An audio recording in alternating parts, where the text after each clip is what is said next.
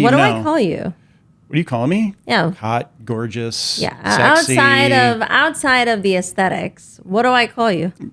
You call me a nerd. No, And well, incredibly there's that. intelligent. And Man, I have a lot of names for you. I know. It's great. I call you a Moy.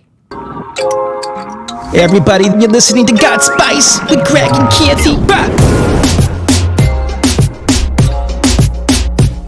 So we are excited to come back to another amazing episode, we hope, with Gotspice. It's always amazing. Yes, Come on with now. my Gregory. Oh, and the lovely Lady Kirti. Why, thank you. You're quite welcome. It was fun to spend the Thanksgiving holidays and Diwali holidays with our family. It went by so quick. Yeah, I know. It's amazing how fast the time really flies by when you're having a great time and you get to see family members that, you don't necessarily get to see all the time. So it's just, it's fantastic. Yes. It's absolutely fantastic. Yes, I love it. It's so fun. We're doing a bit different episode today because it's going to be a little bit more of you all joining Greg and myself for a little coffee talk. Yes. We An early love morning pod. good coffee. Mm-hmm. And something that we love doing is sitting actually in the sunlight that we completely like to immerse ourselves in and drink our coffee and watch news and start our morning emails. It's our for favorite work. coffee brand. Yes, Devotion. Devotion. So if Devotion, you're watching, we love your coffee. We do. Yeah. We feel sad when it runs out when we order it through Fresh Direct, which is another favorite grocery Yeah, brand. we pretty of much buy ours. it exclusively. Yes. Yeah, and we're always disappointed when we have to leave the city and drink other subpar coffee. Yeah, we're a little Yeah, subjected subjected. to the situation. That's because we're when it comes to coffee, we predominantly make our own coffee at home. We don't just buy Starbucks each day. We make our own. We have a little French press that we rock out, and so we do our own coffee. We're very simple when it comes to coffee making. Kirti might be simple. I'm a complex being. Yeah, you think it's complex? Making a French press coffee is not that complex, Greg. We didn't say. And by the you way, just referred to yourself. That is the one thing you do. You just referred to yourself as a simpleton. No, I did You didn't not. say the coffee. You said, "Oh, because there's a I am difference. simple." There's a difference between simpleton, Okay, simpleton. and Exactly. being Pedestrian. simple You're a in pedestrian. terms of not needing Pedestrian. complicated stuff. Pedestrian. You're the plebeian. I'm not a Plebeian. pedestrian. You don't even know what plebeian means. Oh, I'm like really? first I'm class looking at all it. the way. I'm looking at it. How about You're looking that? at a mirror checking your makeup. What? Huh? Exactly. That's what I thought. What? That's messed up. You know I have a rule of thumb. And it's it's my rule that I say also French women follow, supposedly. I made this up totally. French I'm women sure. follow it. What is that? That there are rules. You don't leave the house without your lips on. So I will leave the house without makeup on in the morning to walk kid to school or when we go power walking, whatever. But what do I always put on? Oh wait, I thought that was something your mom taught you. My mom is also very she knows how to be proper, a proper lady in public. We don't we don't want to be humba. You know what I mean? I see. Yeah. So back to your question. So what were you asking me again? My question for you is, what do I like to always have on when You leave no the matter house no matter what. Yeah. Lipstick. Nothing else on my face. The trick for women is you almost don't have to wear, if you need to leave the house, get up in the morning and just run out and do a quick errand, you almost do not need to put any other form of makeup on other than lips, right? Is that the That's trick? my motto. That's the motto? That's my motto. You pop the lips and don't worry about the hips. Yeah. What? No, we got to worry about our hips. I don't know. Well, that's why you buy, ladies, you can get the Lululemon gear. It's got the 4-way stretch, makes the body look better. What? Or you just go get Skims in this day and age. You're I guess. encouraging not managing health and body? No, I'm all for health. We've already worked out this morning. It's early a.m. and we've already worked out. We've already showered and we're now having our coffee. Mine, yes. Mine with a G on my mug. And Normally I do the K mug, but my most favorite mug the Mama Bear mug. is the mug my baby gave me. Mm-hmm. You couldn't see Mama Bear. Your red sorry. finger was covering it. Sorry. The Mama Bear Mama mug. Bear. Yes. It's what I like. That image is a perfect depiction of you. Is it? The angry Mama Bear. I'm not angry. This is a happy mama bear. Oh, I'm sure. Why you gotta be like that, yo? It's happy until you anger it. Yeah, that is true. I am a Gemini. You know, That's true. there's a You are very angry side I or a very know. happy I side. know, Sometimes I could be, Others, moderate. you know, clinicians call it bipolar. No, I'm not bipolar. It's exactly what a Gemini is, right?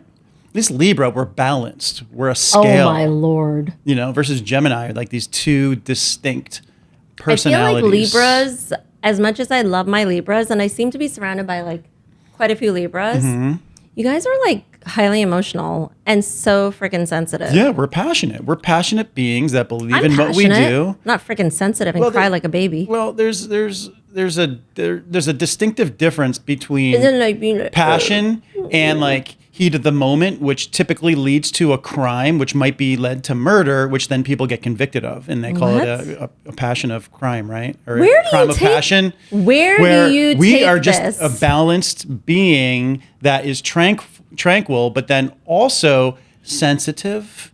We're loving, we're kind, we wear our hearts on our sleeve, and sometimes we get emotional because we Sometimes. believe All in the what time. we're doing. big babies. Big baby. What are you talking about, a big baby? I'm the furthest thing from a What baby you do know. I call you? What do you call me? Yeah. Hot, gorgeous, Yeah. sexy. Outside of the aesthetics, what do I call you? You call me a nerd. No, And well, incredibly there's that. intelligent. And Man, I have a lot of names for you. I know. It's great. I call you a moy. Oh, boy. For those of you who don't know what a moy is a man A boy. man boy. And like, it's sort of like my version of, I guess people call man boobs moobs. Moobs. I don't think I've heard moobs. Man boobs. Moobs. Well, it makes sense, but I've never heard of moobs Like when you see a before. dude with some boobs, he's got moobs. He's got moobs. Okay. I don't know if me and my sisters maybe made this up. It's quite probable. Moobs. That just sounds inappropriate. Well, actually, when one of our kids was, I think, playing on, what is that, Roblox or something, I think they said noob or something Oh, a like noob. that. Yeah, like and a I, newbie. And at first I'm like moobs? Like moobs? Like, my head goes to man boobs. Let's see. Newbie versus man boobs. Okay. Mhm. Well, technically, if they're moobs for a man, then they should be woobs for a woman. No, Woman it's just boobs. boobs. Okay, boobs, the word was created for us. Yeah, but I thought It's we were boobs. just watching. Was it the Kardashians we were just watching recently, and they were going All right, through you whether revealed something about me that I don't talk about in public. I know because you should be embarrassed by it. No, so I'm not a big reality show watcher, as you know. I really like watching true dramas, like things that are like Boring fictional. period pieces. No, fiction. I like fiction. Yeah. Like I don't. I'm more of a and then- nonfiction. Whatever.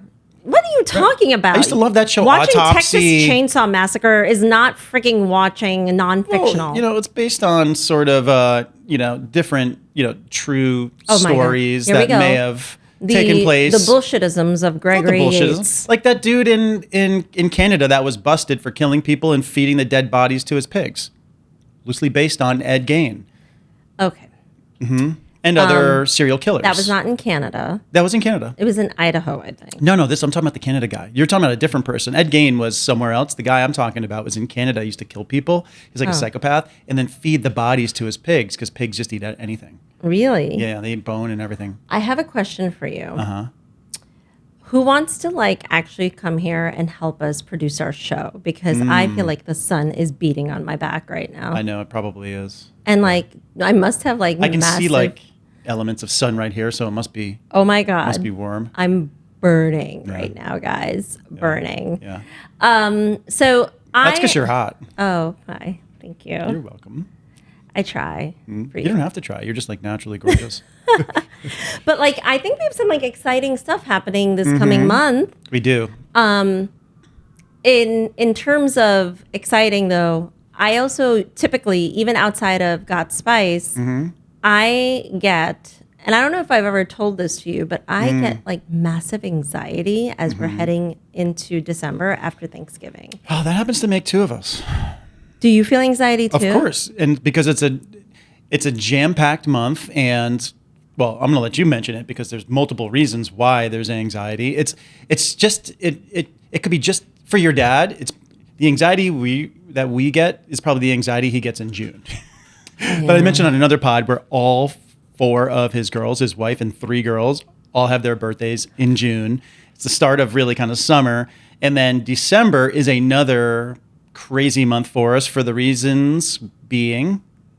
Well, we've got 2 teenage girls who are December babies, and then A week apart from each other. And New Year's. I think for me, the level of anxiety is especially high this year.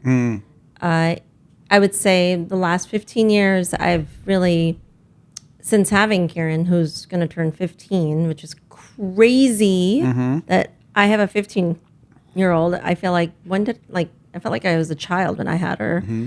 But like my anxiety is actually this time, I think, feeling exceptionally high because I made this conscious pivot to leave a traditional corporate job and kind of go into this startup world. And then us together also start this entertainment company. And, you know, it doesn't come without growing pains and, you know, funding issues and challenges. And I just feel like I work hard because I just want to give so much to all of you. And we expect a lot. But especially me. But like, I feel sad because I think because I've made these choices to be more happy from a work standpoint and to also challenge myself to do something different and new and meaningful, it comes with this burden that I can't spend the money like I want to and buy all the things I'd like to for all of the people I love. Yep. And I know it sounds superficial with like wars happening and people having issues, but how do we, I guess, cope with that? Well, I mean, as you were just mentioning, being in the startup world and myself also being in the startup world, I think what we both love about the startup world is just not knowing where we're going to get paid. It's like the best part about being in a startup and then chasing the money. It's like, are you going to be paid this month? I do not know. Are we paying rent? We're paying rent? Or are we just, pushing to the next month? So no, but seriously, you're not being superficial. It's just even like the basic of basic gifts, like, something as simple as, maybe the kids could use, a new pair of shoes for Christmas that we would get. Just makes it much harder when, and by the way, shoes are more expensive when they're 15 and 13 versus when they're 8 or 9. Yep. Because, and also they're growing out of things left and right? Yeah. So they have to be supplied with new items. So it's not even just material goods. It's just even like regular household items. So you were also saying like us working in startup and the volatility of that experience, how can we give what we want? Yep. Yeah, no, it just makes the season challenging just because with birthdays and the holiday, even just something as simple as taking our kids and a few of their friends out for a movie, a show, or a dinner or something like that. Just trying to plan all of that. Plus we have our show and we have other initiatives taking place in December that this December is it's a jam-packed month for us. It is busy, but there's some like exciting stuff too that we have like happening. You are what? A musician, a professional musician for what, 30 years? Or, well, I mean, if we count since you were like 8 years old, but like, I'm saying like as a grown adult, right? Yeah. That'd be 40 years if we count back all the way to 8. Yes. Shit, man, you're aging yourself. I know. I don't know, but let's not lose some of our followers. No, I look like a spring chicken. You do not look like I'm 23. You do not look anything like your age. Oh, thank you. Well, probably the attraction of you. That's because I'm a vampire. We don't really probably age. Are. Like I say, what was that? Quarter of you is Austrian? A quarter of me is Austrian. Well, Austrian, might be associated with vampires. What do you guys think? It could, take me back to Romania. and so, yeah, I mean, I'm a few thousand years old, but I don't really age. I just have a proper skin regiment, which is nothing. Which is just eat healthy. You have like this natural, perfectly pH balanced Italian skin that you've been gifted. Yeah, well, we tell everyone the secret to youth, right? There's 3 main ingredients in life. Oh, why didn't you remind me, Greg? Yes, there's 3 main ingredients in life to remain youthful and healthy. It's easy. Sex, drugs, rock and roll. Right. And they're not as, as literal they're not as they sound. Inappropriate. So sex, literal. Drugs could be vitamins, eating healthy, and doing things that are positive for your body. And then the rock and roll is just have fun, live life, challenge yourself, explore, work hard, play hard. It's just, do things that are going to continually expand your physical and mental horizons. Well, challenge yourself on a regular basis. Speaking of rock and roll. And those 3 ingredients will keep you youthful. Yeah. Well, so speaking of rock and roll, you were signed to Warner Music when you were much younger, right? You were long a time drummer. ago. You Yeah. were in a band. Days, yeah. What was the name of the band? Velvet Rope? Velvet Rope. Yeah. Velvet Rope. Vagina? It was all of those. Vag. Vag. That's funny. That's what a friend of mine used to call another friend back in like the college age era. It's kind of funny, but no, but why are we talking about this in the first place? Are you about to make an announcement? Well, what was your band's name? I'm asking. Well, the band during its time was named Velour. It wasn't Velvet Rope. It wasn't all these other. It wasn't Vag. It was called Velour. Did they go anywhere? Well, the band eventually changed their name. Like band members left. I left the band. Then eventually the bass player left. Why is it hard for bands to stick together? Well, there's a lot of reasons why it's hard for a band to stick together. One, just think of just a corporate organization. How well does the management team get along at any corporate organization, right? And then there's drama. There's drama, and then also in a very creative space, there's drama, right? There's songwriting, there's arrangements. There's direction of the band, there's creative, there's what is the look, how are the shows going to be performed. There's so many different variables, and when you bring a grouping of individuals together, especially, what breaks up actually a lot of bands also, is when royalties are split differently. Say, take like a band like U2, that their whole thing is, it's all for one for all mentality. So everyone has a voice in that band, and that's helped them retain. Take a band like the Beatles. But I have a question about that, the one for all and all for one. Could there be like a slacker in the group and still benefit then? Oh, of course. Yeah, that's why people make fun of the bass player in Coldplay. He's like, I don't think he's I don't know enough about Coldplay and their arrangements internally, as well as who's exactly writing all of the arrangements. I have to take a look at that. Why do I not know who their bass player is? Well, people used to. Back when I was back in the music world, people used to kind of make fun of it. It's like, oh yeah, even the bass player from Coldplay can make $30 million, because you have a lot of what a lot of people don't realize. Take a band like Bon Jovi. Technically, John Bon Jovi is the person signed to the label. Everyone else, technically in that band, is a hired musician, right? And then take a band like the Stones. Where it was Jagger Richards, they were the songwriters. And so they were making millions while the rest of the band is just making money off of touring or mechanicals. And that happens on a regular basis for bands where you have, actually we saw the documentary on the Go-Go's. There's the two main songwriters. Yeah. They were making millions, had mansions, whereas Belinda Carlisle, the lead singer, she's like, I was broke. Because you're only making money off of touring. You're not making any publishing or residuals off of the songwriting.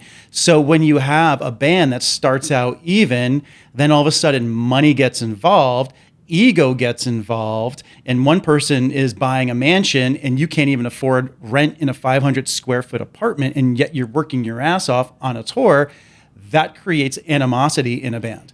Then you have other creative differences. Is this because of the way record labels come into the picture also? No, it's purely the actual It's purely band? the business. So what a lot of people don't realize is music is a business. Of course right? it is. And it's a product. It's a product. And so when you bring a band together, that band is an entity. It's a business. And just like the CEO of a corporation is paid, X amount of dollars, and then the lieutenants are paid less, and then lower runged individuals within the organizations are paid significantly less. Yeah. Right? Yeah. And so it's the same thing where you have a band like the Eagles, where you had Glenn Frey and I forget Don Henley. They were the main two drivers of the band. Don Henley with the big hair. They were driving the band, and then all of a sudden the band became factions, where it was the rest of the band versus them. And then so you had band members leave, band members get fired because they're not falling into line. And there can be always a power struggle on who is leading the band. Right. And that power shift can change. At first it might be the lead vocalist because they're the front person, but then eventually that can change to who is writing the songs, because who's ever writing the songs is dictating the band's moves, because without the songwriter, there is no product. All the other musicians are replaceable. That's what most people don't realize. Musicians are replaceable beings. It all comes down to the song. We talked about this also in the traditional corporate world. We often think like, oh my God, that person has this technical knowledge, or they may be the face of the company because they're the thought leader or what have you. But we're all replaceable. Everyone's replaceable. Right? Yeah. Like it's a sad thing. It's unfortunate, but that's what breaks up quite a few bands. But you and I are not replaceable, because No, you're definitely not how many replaceable. Greg and Kirtis are there? Well, there's only one, the Gregory. Yeah, there's only one, the Gregory. I mean, there might be a lot of awesome Indian chicks out there that are like me, but there's only one got him. Kirti. And so I hope all of this stuff that you just shared about bands and musicians working together and stuff, I hope it doesn't impact us, because we just started our own other aspect of gotspice, which we're really excited to start sharing with folks. Yep. We have a new music album. Yeah, we do.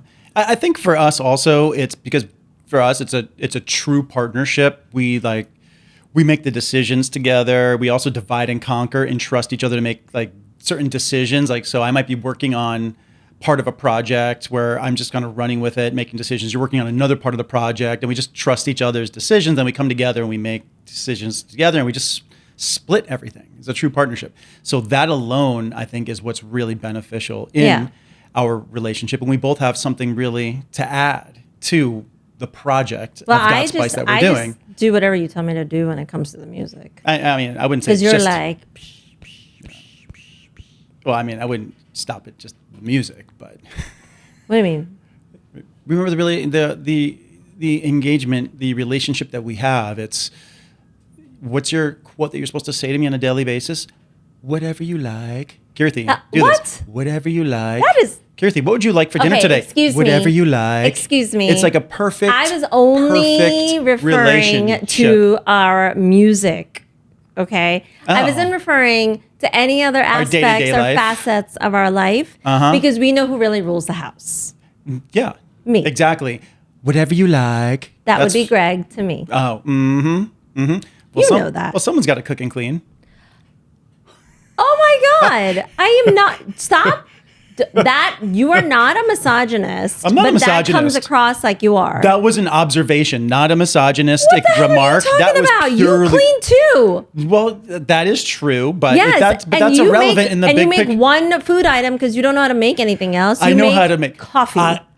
One, I make more than just coffee, and All right, number Swiss two, cheese hors d'oeuvres. Look, I'm a barista. Toast. You know, toast. No, I haven't cooked a whole lot, mostly because throw stuff I marinate on the grill. Well, when we're in Connecticut, who predominantly grills? Me. I make the actual marinade. I don't take store-bought shit and drizzle it on your I do meats. not. I make fresh marinades too. What fresh marinade do you make? Squeezing lime or lemon? That may go into part of a marinade. I really don't understand your people's cuisine. Yeah, my people. That's being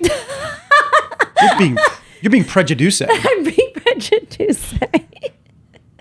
I'm teasing. I know you are.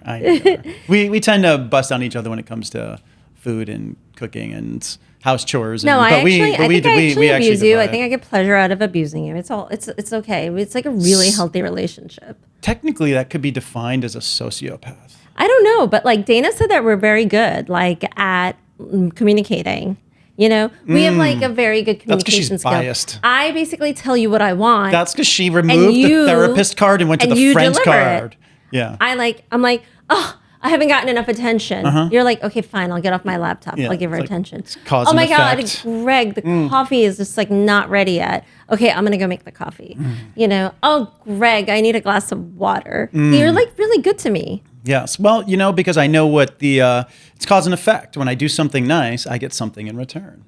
Wink, wink, Which nudge, is nudge. me not yelling at him. No, it's a little bit more than that. If you know what I'm talking about. Oh, God. Your head is always there. What are you talking about? You're the one that wears the red lips. Oh! I just do that because until I have to get like my lips done. Because it pulls out or your inner porn star? They crinkle like as I get older. I'm going to just keep You're wearing getting the red wrinkly? lips. Is that what you're saying? You're getting wrinkly? No, until. Oh, until you get wrinkly. I don't have it yet. Oh, I see. Although like I'm worried now. You're getting... Yeah. Okay, I got to What's that? The what like You know got the like crow's how feet women get here, those the glow ups, those lines, but I think Yeah. only smokers get that. Yeah, and around their lips because That- they're always like puckering to like take that- a cigarette. Yeah, Yeah, maybe. I don't I've know. never been a smoker. I don't smoke. Yeah, so neither I have don't I. know. Yeah, we stay away from cigarettes. So Marlboro, we cannot be a brand sponsor with Yeah, you. cigarette brands now. Eh, But tequila brands, champagne, absolutely. coffee. Yes, coffee. And other healthy delights. We're more into that. Yeah. But so let's Athletic brands. talk about like our music creation process. Yes. How do we? It's like I'm pretty I'm just excited that wondering- we have this holiday I know. EP that just came out. Where do we start and And like how literally, many, but I think like how many muscle relaxers did I have to actually take in order to bring you into the process? what the heck, dude? I'm just joking. I'm serious though. Uh-huh. What like it's kind of crazy. We both were like we've been randomly singing songs on this show. For a while. And it's very spontaneous, unrehearsed, Yep. just kind of popping up Yeah, it like happens. randomly. But we love music. We're a music family. Yeah, and we used to perform on stage for nonprofit charity events and Yep, stuff. we're in a band called Hot Sugar. Yes. But since COVID, that kind of went to the wayside a bit, right? So, Yeah, focus on other priorities. but like this show has been like really exciting for us because we got to re-embrace our music making skills. Yeah, we did. And I would say, I think the most exciting was also having like Matthew Johnson on our show recently, this, re-emerging reggae pop artist Yes. who, he's so vocally talented and he joined our show, but not in the intent to actually sing together. No. And you whipped out that Dune back, right? Yeah, the doom beck and then a guitar, and we just started rocking out. We performed 3-4 songs during that pod that just literally off the cuff, and we ended up saving those takes because they literally just unrehearsed, they were perfect. We kind of jammed at Yeah, the we end jammed. of the conversation. We're Yeah. like, let's just play some Let's music just do while it. we're together. Let's see what comes of it. And it was one thing I love about music and just any form, I guess, of art. I remember it was Carlos Santana that one time said that when you perform, when you like hit a professional state or when you know how to kind of get to this area, you go into what's called a supersonic state. And Supersonic state. yes, it's where you lose control of your body. Are you on a rocket ship when you do this? Absolutely. Yeah. Takes you right to the moon. Yeah. No, but seriously, and I can attest to that because I know exactly what he's talking about. And the reason why I know exactly what he's talking about is that when you perform, I'm always telling people, what do I tell, even when we were doing the album, what do I say?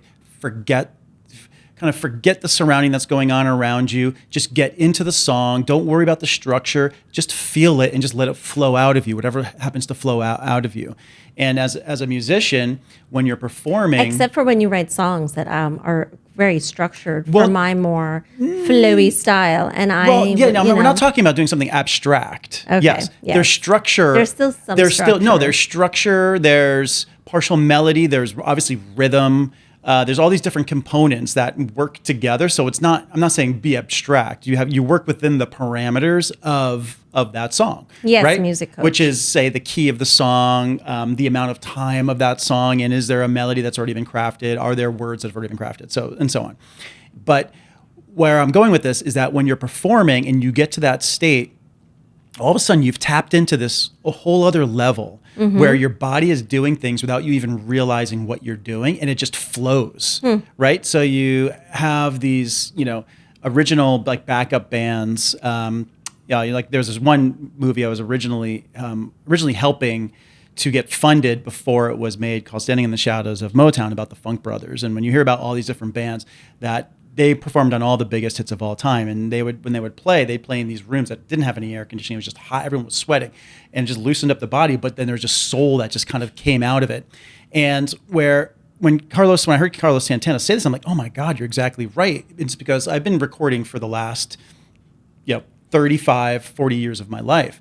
And whenever I would practice to play a song, I'd play a song, then I'd step into the studio, and the second the mics were turned on and we were playing a take, boom, something else would just come out of me at that moment of time. Like what I rehearsed wasn't necessarily there. I just played for what felt right at the moment for that particular song. Well, I've actually seen that when you've done work with Roger Chi, and I think I got to be there when you like just stepped into the sound booth and got on your drum kit, and Nen's song started playing, and you just went to like another place. Like you were closed in there, headphones on, and you just like, it was just amazing. Like you know, what I guess your friends call you, right? Like one take Yates. Yeah. And so you get in there, and because I've rehearsed enough in my lifetime that I can play. I'm known for my timing, rhythm, and just the ability to craft an arrangement.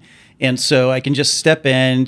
I only need to know a partial structure of the song, because most songs are formulaic in structure for the most part, and your instincts are what guides you. And I think that's what Carlos Santana's talking about. It's your instincts are what's taking you on that journey through that performance. And so for me, I could just step in, and I already just know exactly where the song is going, and I just kind of play it. And then I saw an interview one time with David Gilmour, and I completely agree with his sentiment. He's like, when you get into the studio and you play a take and you play it that first time, every other time you try to play it, you're trying to mimic that first one. It's just typically never as good. And so the trick is just to kind of go into it open-minded, perform it, and just rock it, and then and if you're good enough, you can just keep it. Yeah. Yeah. And fortunately, I've been rehearsed enough in my life that's why I'm, as you said, I'm known as one take Yates. No, I can but go it's like in crazy. And like it doesn't matter what kind of song. It doesn't matter style of music. Yeah. You could just step in and just start pounding away. But also us women, like when Greg goes and starts pounding the drum kit, honestly. Yeah. Like it's and pounding other things. Yeah. Oh, we went there again, Greg? I didn't go. No, I pound the guitar, pound drums, I pound the weights, pound a Doombek. But yeah, no, I remember one time. It's only 9 a.m., honey. I know. I remember one time recording with one of my older bands, Diver, and I showed up to the session, and I remember coming back to the bands. So that band, Diver. So Diver, we'll call it on like hiatus until we decide to play another show. It's been years. But we used to fight over the stupidest shit. We would fight over who's carrying whose equipment. Like, so for instance, like back in the day, there was always like, there was either women or like other people that were like little kind of like almost like groupie-esque. Yeah. They'd love to carry my gear. So I'm like, great, they're carrying my gear. And so you had women groupies carrying your drum gear? They wanted to. What? They wanted to. And so like they'd help carrying gear. And so the band would fight over who are these loser chicks? The band would fight over your gear's being hauled in, not my gear. That's your problem. So we'd fight about that. Then we'd just fight about other random. And then we also drum gear is also not easy to carry. No, it's not. It's heavy. Fans. And then another time the band was all mad at me because we showed up to record our first album. And I show up, and you know me, I play typically a small little drum set, like a kick, snare, floor, and like a crash cymbal. But you make it sound and like a hi-hat. So much. Yeah, if you know how to play the instrument, you can just off those minimal drums, you can make it sound massive, but you can also, each drum, you can change the timbre on each of where depending on how you hit the drum or where you hit it, the timbre changes. So it sounds like a massive drum kit, even though it's quite small. So I remember showing up, the band's like, I can't believe you only brought your small little drum set. And like, I was getting reprimanded.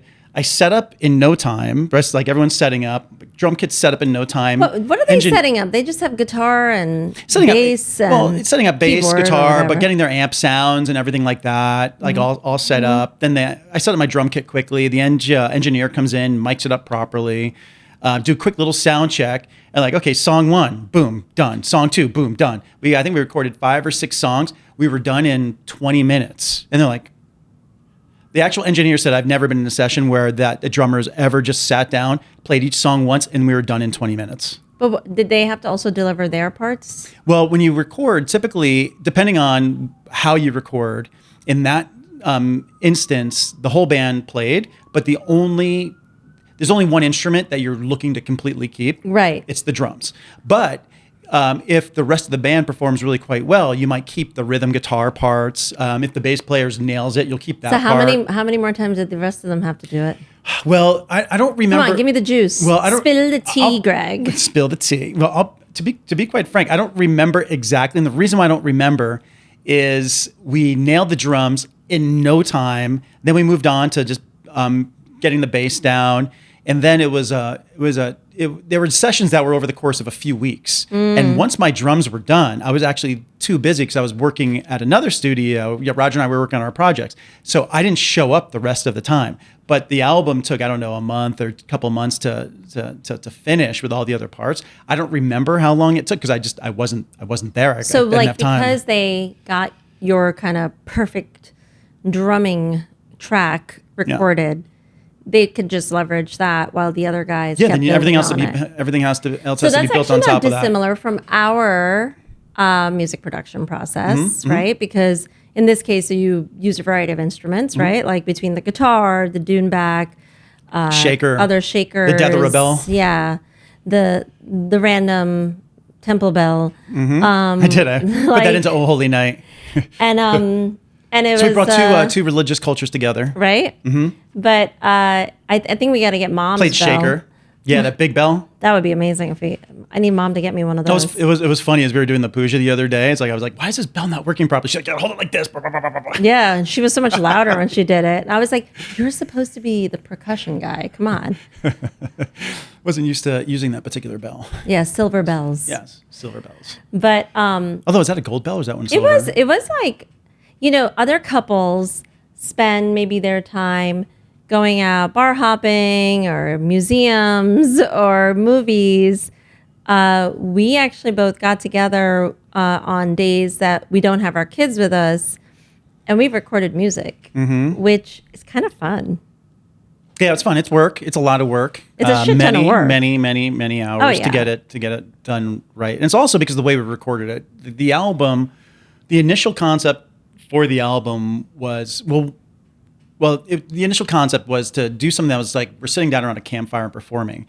But the way that I personally wanted to record it is, if anyone's like a Foo Fighters fan or even other, I think Green Day might have even done this at one point, but a lot of bands have done this where instead of going into the studio, they build the studio at home and then record at home.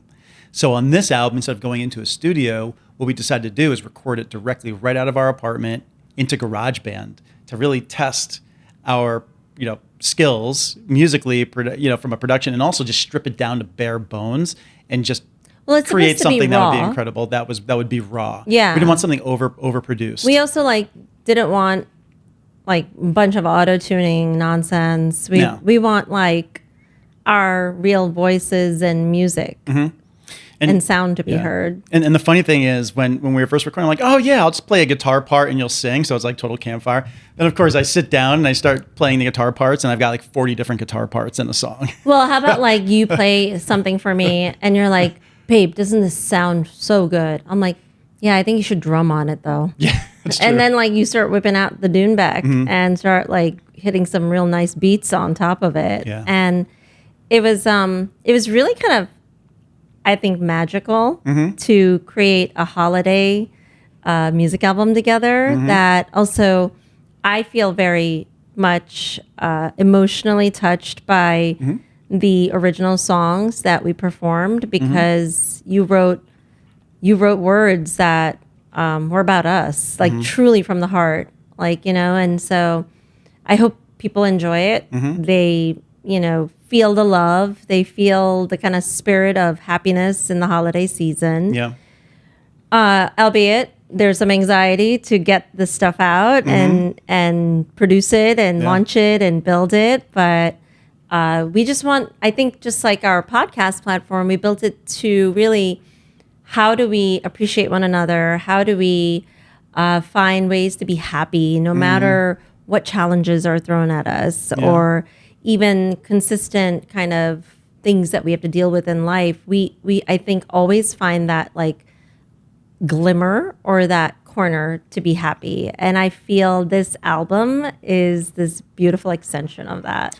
Yeah. So with this album, what we really wanted to do with it is kind of create something that was, had a feeling of nostalgia to it, but yet modern, fun, not overly produced, a little bit raw, something that we hope everyone would really love around the Christmas time, whether it's played at in the background at a Christmas party, or any holiday party, whether you're just at home chilling out, reading a book, Yes.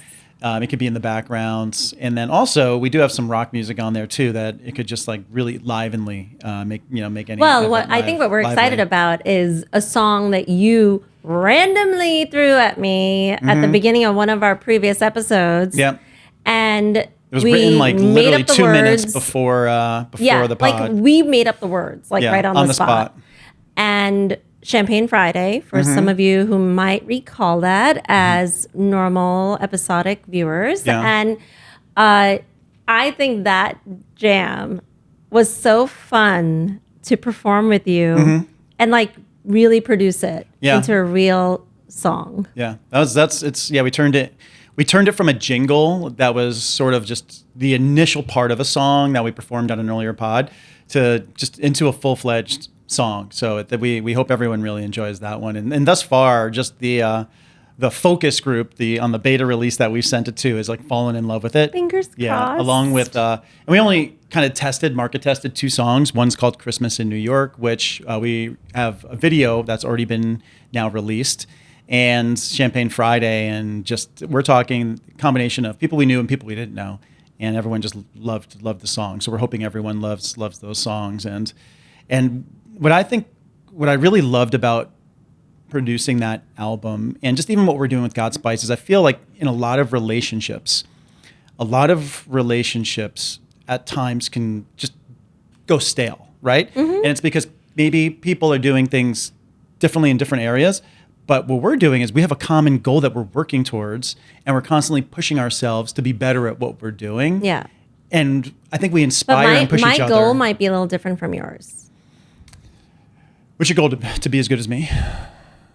No one can be as good as you, Greg. I know, that's why it's not even a goal. Why even bother competing when it's not achievable? It's not achievable. It's no. My goal, and I was telling this to my mom the other day, is I really don't want much in life except to amass the right amount of monetary support or wealth in a reasonable amount of time, so we could build like a small little like cute bungalow on a beach somewhere in Mexico, and maybe we like write more music there together and release it as we want. Yep. We make homemade margaritas and guacamole, and we just like chill out and live like a really simple life. We have family or friends come out and visit because they know where we're going to be, and then we find ways to travel and see parts of the world. Like that is all I want. So we love traveling the world, but we love Mexico. We love Mexico because we love the food. We love the water. When I say the water, not the drinking water. Let's clear. Well, some of us might. It's a great cleansing experience. Exactly. No, we're talking about the beaches and the ocean and the Gulf and everything. And so we love that entire. But do you share my goal? And we love tequila. I don't even know if like I told you. That's like my. We've talked about this for a while about moving to there and like opening up a little taco stand. Yeah. Yeah. I really want that. And we make homemade margaritas on amazing margaritas on a regular basis, and so. Oh, how'd you like the portobello mushroom fajitas I made the other day? Oh, those were great. When I did Mexican night. Yeah, I loved them. Yeah, well, I mean, wasn't it apparent? I had like 4 of them. and I ate them as leftovers too. Yes. Yeah, they were is really true. quite good. So we're a family that we don't eat that much meat. I love meat. I just don't eat it often. Part of the sex, drugs, rock and roll, trying to reduce the amount of meat consumption. Just my body feels better when I eat less meat. But so when I'll have fajitas, I'll typically have shrimp, or you'll typically have chicken. But we decided to do a vegetarian entree that evening. Well, we eat vegetarian at home. We eat mostly vegetarian at home. And so Kirti made fajitas with portobello mushrooms. But when we were chatting, we love portobello mushrooms because not only for fajitas, but like a portobello mushroom sandwich with some pesto, fresh mozzarella, tomato. Although my only qualm with portobello mushrooms is they're big, right? And when you cook them, they get juicy. So sometimes even when you make a portobello burger style, it's a little overly juicy. They like drip. It drips, so it sogs the bread a little bit. Yeah. So I would say that's my only qualm with portobello mushrooms. Other than that, I love them. Well, we can always do it with like smaller scale mushrooms because they somehow excrete less like water. Well, I'm talking about the sandwich right now. No, Yeah. the fajitas were fine because fajitas, it was great the way because when you are making a fajita, you're putting all these other accoutrements on and condiments on top of it. You're getting me hungry. I know. I can go for fajitas. And we had Mexican 3 times last week. Yeah, Mom made an amazing Mexican spread during Diwali weekend too. And then you were disgusted with what I ate last night. How I turned God, it was so gross. I turned leftover. You take the most weird food and you mix them. It wasn't gross. It was really quite good. I took leftover Thai. Gross. The Kirti had ordered some Thai. He destroyed Thai food for me, people. I took leftover Thai vegetables and then turned it into a fajita. No. Yes. Negative. No, it was great. That's so nasty. It was fantastic. You put sour cream It was on fantissimo. the chicken loveliness. How I know. dare you? There wasn't much chicken in there anyway. It was mostly vegetables. It was eggplant. That was mostly in there. It was so good. Man. Threw some like salsa makes me on there, some queasy. habanero, some sour cream, wrapped it. Actually, the funny thing is I love fajitas only when the tortilla is like super duper paper thin, which is why we love Lupe's too. One, we love their food, but super duper paper thin. But I don't like burritos. I cannot stand burritos. I'm not a burrito fan. I don't like wraps. I'm not a wrap fan other than fajitas when I make them myself. I like fajitas when they're like, when I make them and they're like super narrow and not like this Rakshasa size. Mine ends up being Rakshasa size. Yours is actually pretty much an open burrito, the size you make. Yeah. But just FYI. Minus the beans and rice because I'm not really a beans and rice fan. Yeah. So even though I like rice and beans, I like to just have a few bites of it on the side. I don't like it in my fajita. Like, you know what I mean? Yeah, I think but I think a burrito is predominantly like rice, beans, and cheese, right? Like it's. But if you think about it, when you make a fajita, the reason why it gets so big for me, so it has sour cream. Sometimes I'll put guac. Are we really going to talk to people about your fajita like details? Because there's sour cream or crema.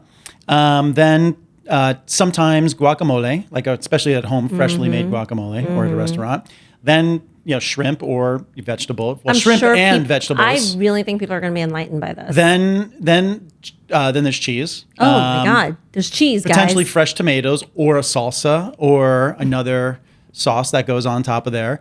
And then what else do I put on there? And it tends to like stack. Serrano peppers. Oh yeah, fresh habaneros and or habanero sauce. Oh, it's so. I mean, it is the piling doesn't end, guys. It doesn't end. But it's so really flavorful. doesn't. It's like a song, and the reason why it's like a song is so.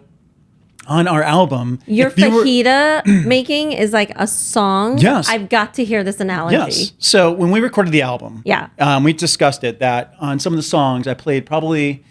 We'll say "Oh Holy Night." I played probably about 40 guitar parts, and the reason why there was 40 guitar parts is because I was trying to emulate a harp, right? So there's all these like intricate arpeggiated parts, and they're all in different lines. So there's like 40 different lines of performance. So on that track. Then your vocal parts, that was probably another 30 plus vocal parts because of all the harmonies. So most people don't realize is when you listen to an album and you hear a chorus or a hook as it's called, there might be 16 layers of vocals, but it doesn't sound like 16 the way it's mixed and blended in. So that song had about probably like 20 to 30 different layers of vocal parts. So now we're at like 50 tracks. Each of those tracks blend together in a different frequency, right? That enables each track to come through clearly, which makes a very clean mix.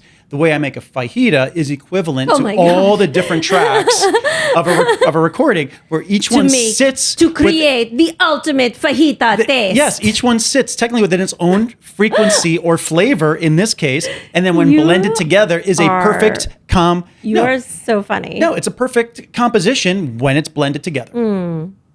Well, So I guess I know what to get you for this Christmas. What, a fajita making kit? I'm going to get you the Old El Paso fajita making kit. Is there such thing? Yeah. Or is that the hard taco one? No, they have a fajita kit. I saw it in the grocery store the other day.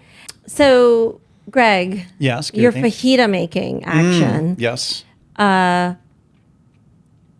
just have no words for the composition as you laid out so for good. everyone. It's like when you listen to a song and you're speechless afterwards because you're in such awe. And like I was saying, I'm going to get you this Old El Paso fajita making kit. Nice. So maybe you can make dinner for us at some point. Sure. What's the fajita kit? I don't know. You can look it up. Do I need it? Or just make our food from scratch? I don't need a kit. No, Just come with a special pan, so when it comes out, it's all sizzling and everything.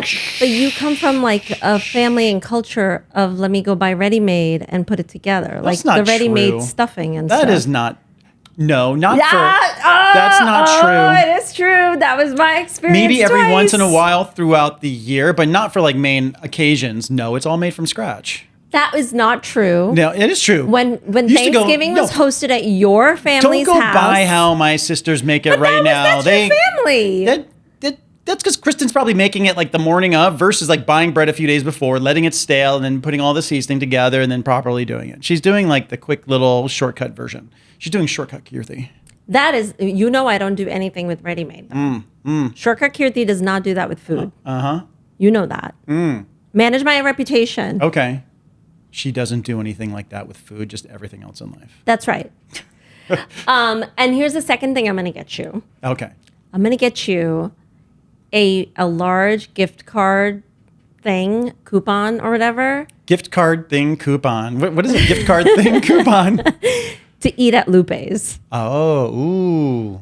That I now know what I should just get you for Christmas and we're done. Yes. That sounds phantasmal. And speaking of which, I thought because this is just going to be like a few weeks from the largest kind of commerce shopping done, at least in the U.S. market, just let alone God knows how much shopping is done across other global markets this Christmas season.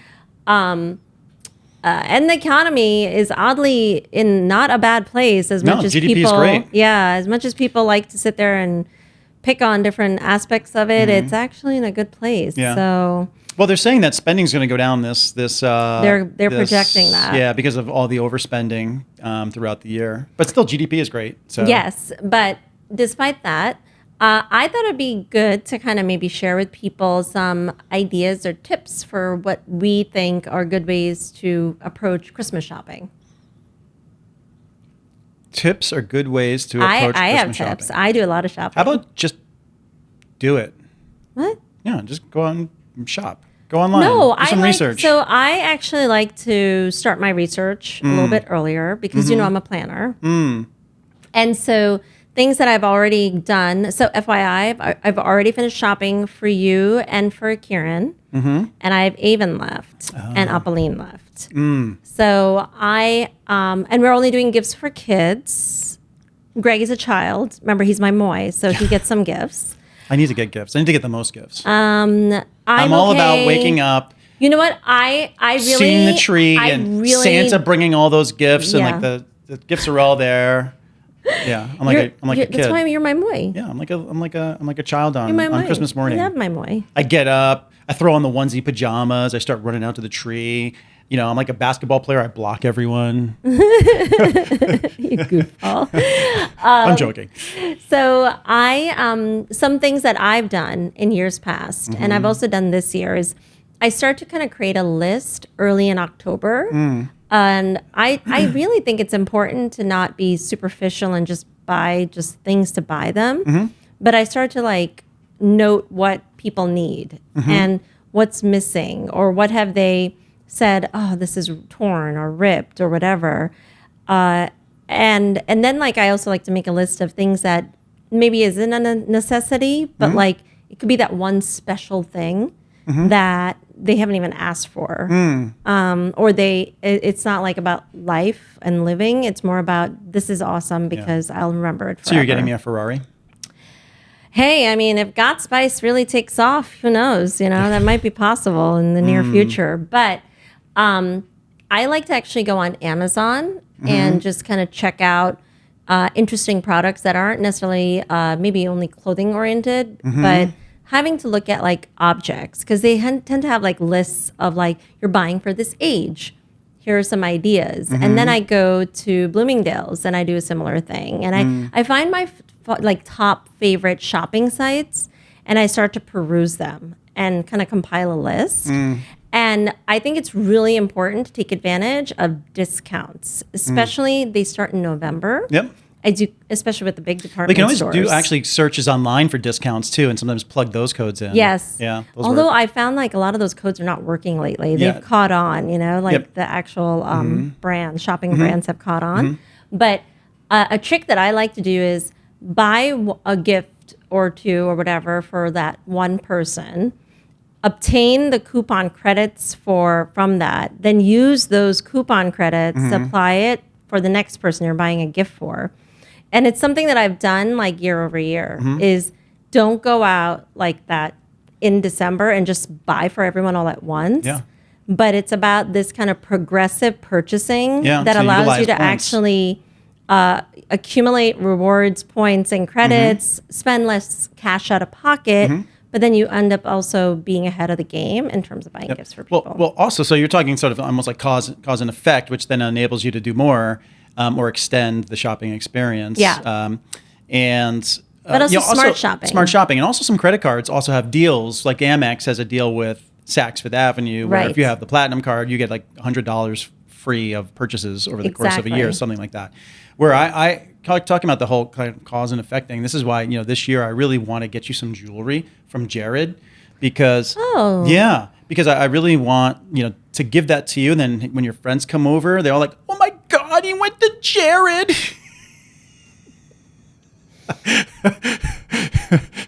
You have. I have Lita in my head. Remember that one time Yes. she was joking around? Oh my God, you went to Jared. If you guys know that No, that commercial? It's Zales. He It's went to- Zales. No, yeah, he went to Jared.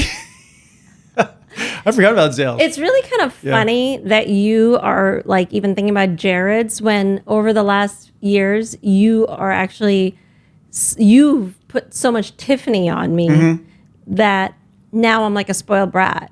Yeah, you are spoiled. Well, I like Tiffany. I think I learned Tiffany. Well, it's my mom loved quality. Tiffany, Like we so could it's pass quality. it on to our kids too when I die. I also love what Except I'm going to put this on my hand and go in the coffin. go in the grave Actually, with it. I'm going to be cremated. I'm Indian. Oh, that's true. And well, what I like about Tiffany is also like it's sustainable. Technically, the way that they mine their diamonds, these are and the not whole blood process. They own diamond. the whole supply chain. They own the mines and everything. So it's Tiffany from the origination all the way through to the retail it's like product. no intermediaries. There's no involved. intermediaries whatsoever. They're upstream and downstream. Yes, for You know, sure. It's all owned by. So, by but Tiffany. I have a request for my holiday gift this year. Oh, you do. I don't really need Is anything. it just me saying I love you Yes. and making coffee? Yes. Okay, perfect. We're And done. allowing me to It's the best gift sleep ever. and be in my pajamas for a few days. Oh, I'll tell you, that would be nice, like break and getaway, because between the album, the show, and we haven't even technically officially announced yet. We have a major press event coming up in December on the 20th as well, and then we have that taking care of the kids, managing our other jobs, managing just life. We haven't really been sleeping. Well, speaking of like our upcoming holiday press event, which we're super excited. Mm-hmm. Matthew Johnson's going to kind of come back and join us for this He's as coming a to special New York. performance. I am super, super excited that we are going to get to do kind of a live podcast at the event for the guests. And we'll also be looking to live stream it on our Instagram and YouTube channels. Yes. But Chris Shembra is amazing human being. He's a best-selling author. He is titled as the what is it, gratitude guru. Yes. And such an important time of the year for us to be thinking about our attitude for gratitude during this holiday season, Yeah, and how do absolutely. I we agree. thank one another. And thanking another human being is so critical.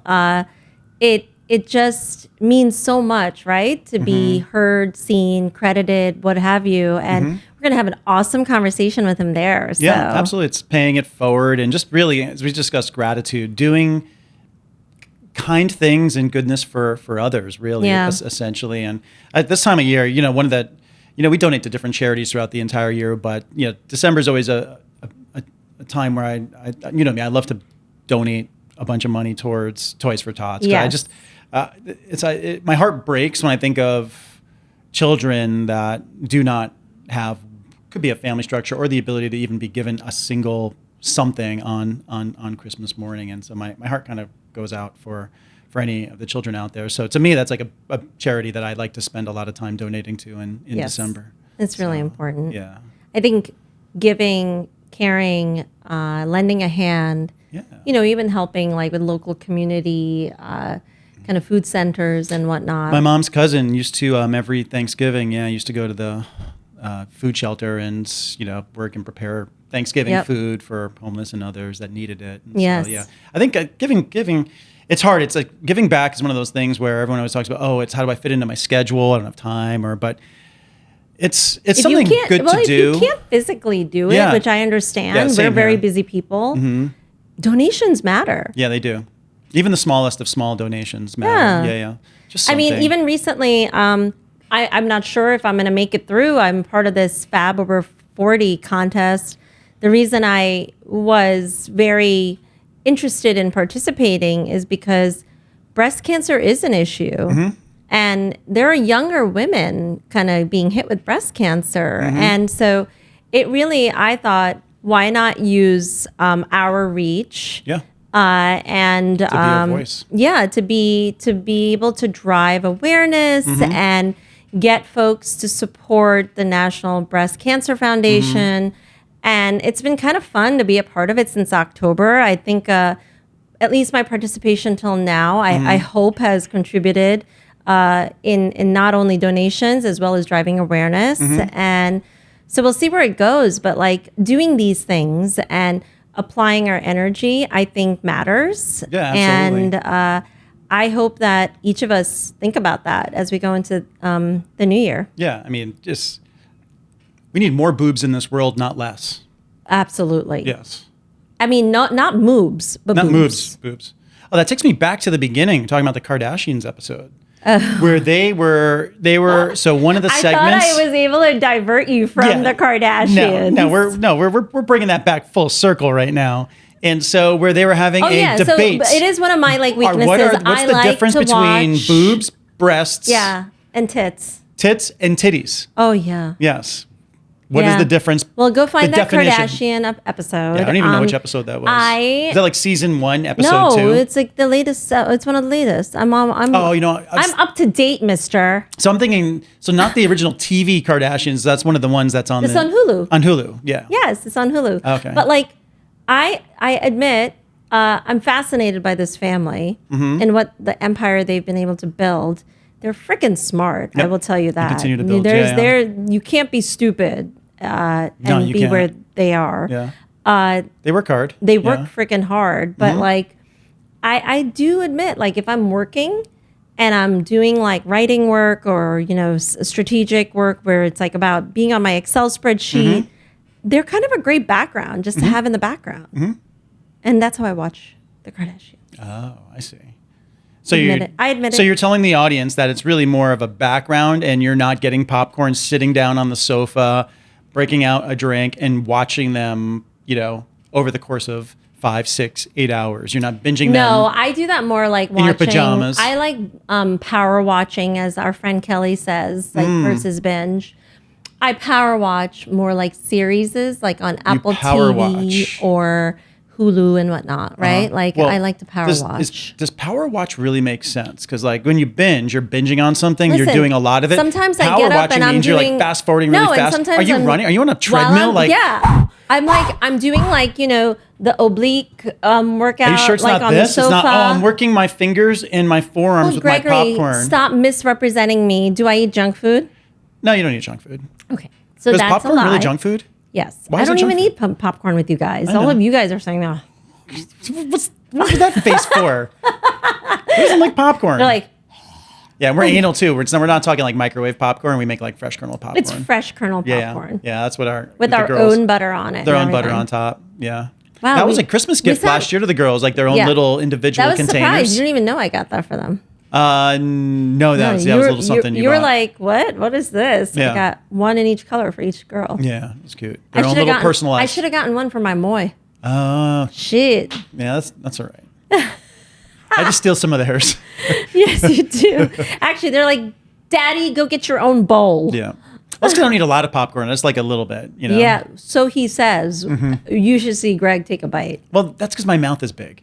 Mm-hmm. Yeah. The difference is if I had a smaller mouth, it's all relative. Because I have a larger mouth, the bite happens to be a little larger. Mm-hmm. So it's relative. It's all relative. It's just like shoe size.